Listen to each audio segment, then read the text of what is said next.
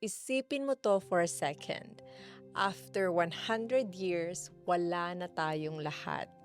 Yung bahay na pinagpaguran mo, may ibang pamilya nang titira diyan. Yung kotse na iniingatan mo, bakal na lang yan sa junk shop.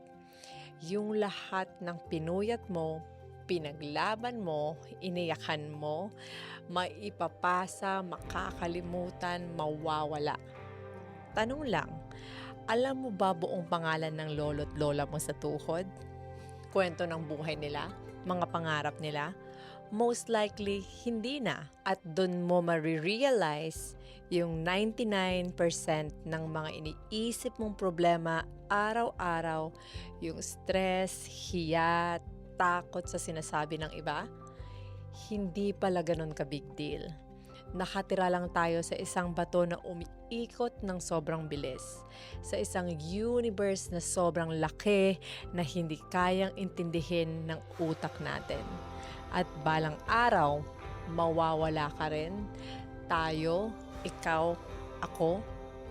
Hindi para takutin ka, kundi para palayain ka. Kasi kung pansamantala lang pala lahat, bakit mo uubusin ang buhay mo sa takot, galit at pag-aalala?